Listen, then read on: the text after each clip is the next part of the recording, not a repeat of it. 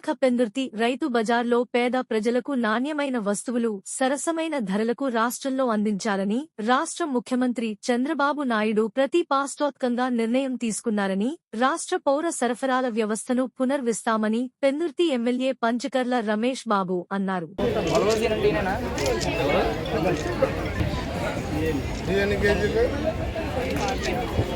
మా ప్రభుత్వం వచ్చిన తర్వాత ఈ ఎన్డీఏ ప్రభుత్వం పెరిగిన నిత్యావసర వస్తువుల రేట్ల దృష్ట్యా ఒక నిర్ణయం తీసుకుని రాష్ట్ర వ్యాప్తంగా కందిపప్పు కానీ రైస్ కానీ రైస్ కానీ తక్కువ ధరకి మార్కెట్ యార్డ్ ద్వారా సరఫరా చేయాలని చెప్పి ప్రభుత్వం ఒక నిర్ణయం తీసుకుని నిన్న ప్రారంభించడం జరిగింది. మంత్రులు కానీ ఎమ్మెల్యేలు కానీ వారి వారి నియోజకవర్గాల్లో నిన్న ప్రారంభించడం, నిన్న ముఖ్యమంత్రి గారు విశాఖ జిల్లా పర్యటన ఉండటం వల్ల మేము మా నియోజకవర్గంలో కూడా ఉండటం వల్ల ఆయన పర్యటన ఈరోజు ప్రారంభించడం జరిగింది.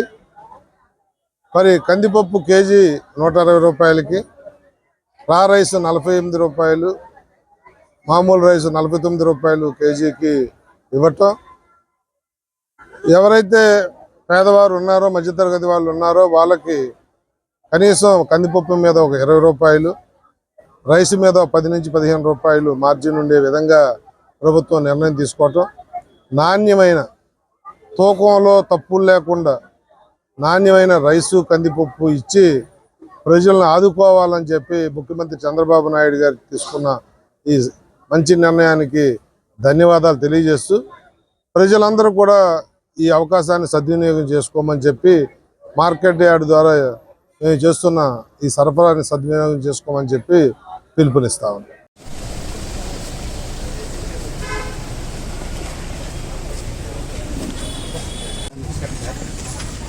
నమస్కారం.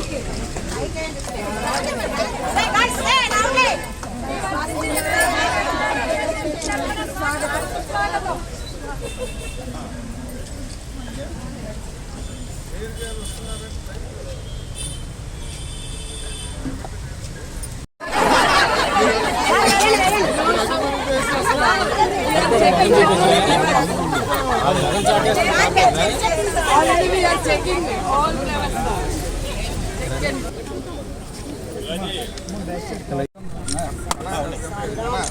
నెక్స్ట్ డైరెక్ట్ గా మనం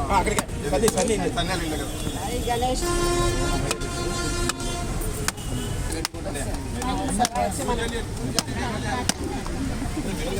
అమ్మా కొద్ది సైడే ఉండి మేయర్ గారు వస్తున్నారు, కొంచెం అందరూ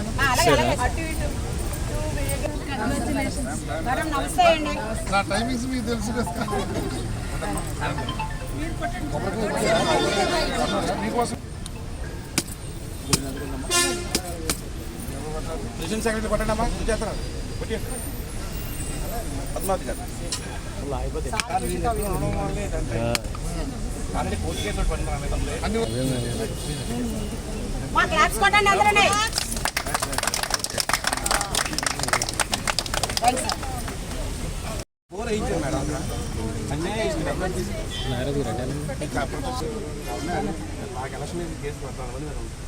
అందులో మా ఆనంద్ కూడా ఉన్నాడు, ఇక్కడే ఉన్నాడు. ఓకే,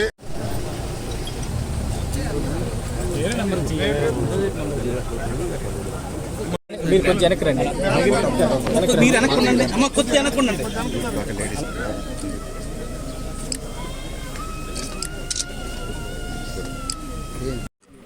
గొలగానే హరి వెంకట కుమార్ గారు జనసేనలోకి వచ్చారు.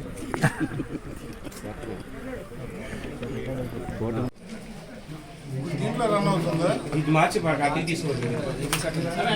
బస్సు దిగిపోయింది, కలిపేశారు కదా ఎలిమెంటరీ స్కూల్ అంగన్వాడీ కలిపేశారు కదా, ఆ కలిపేయడం తోటి దీని అవసరం ఉందా ఇప్పుడు? టీచర్ గారు లాస్ట్ గవర్నమెంట్ లో కూడా చాలా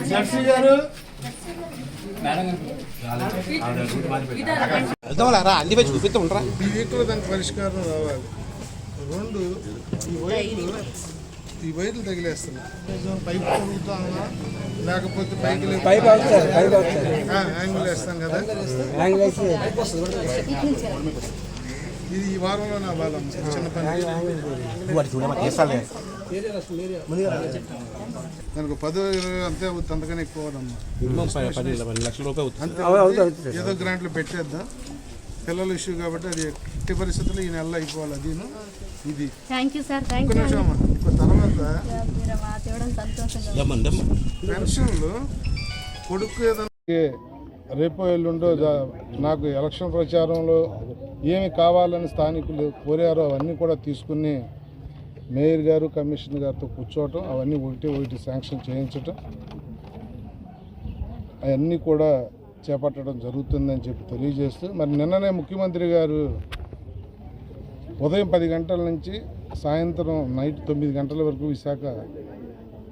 విజయనగరం అనకాపల్లి జిల్లాల్లో తిరిగి నైట్ ఎయిర్పోర్ట్లో 2 అవర్స్ సమీక్ష చేసి అధికారులని ప్రజాప్రతినిధులతో ఏదైతే విశాఖపట్నానికి ప్రయారిటైజ్ చేసి దగ్గర 15-16 ఇష్యూస్ని తీసుకుని అధికారులకు ఆదేశాలు జారీ చేయడం జరిగింది.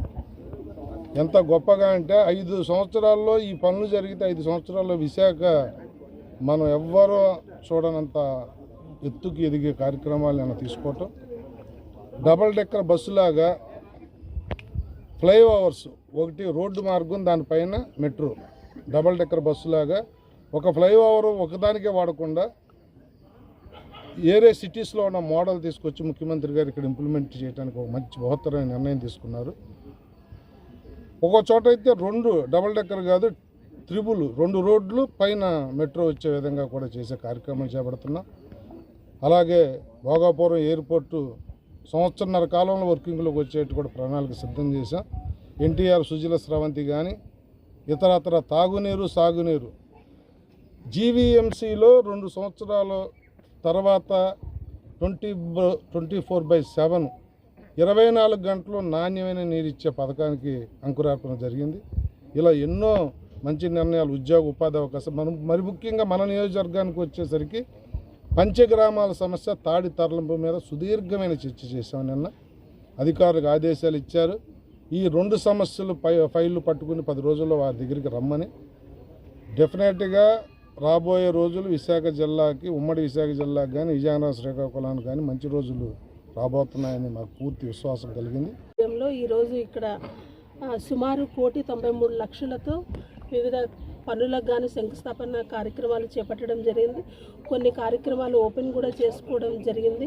ఇదంతా కూడా మనము ప్రతి వార్డుని కూడా డెవలప్మెంట్ విషయంలో గ్రేటర్ విశాఖ మున్సిపల్ కార్పొరేషన్ ప్రతి వార్డుని డెవలప్మెంట్ చేస్తుంది. దాంట్లో భాగంగా ఈరోజు 93వ వార్డులో వివిధ పనులకు ఈరోజు శంకుస్థాపన చేసాము. ప్రజలకు అందవలసిన మౌలిక సదుపాయాలు ఏవైతే ఉన్నాయో ఈ రోడ్స్, డ్రైన్స్, అలాగే వాటర్ ఫెసిలిటీ, ఇవన్నీ కూడా జీవీఎంసీ ఎప్పుడు కూడా ప్రజలకి ఎప్పుడు నిరంతరం కూడా అండగా ఉండి అన్ని కార్యక్రమాలు ముందుకు తీసుకెళ్తుంది.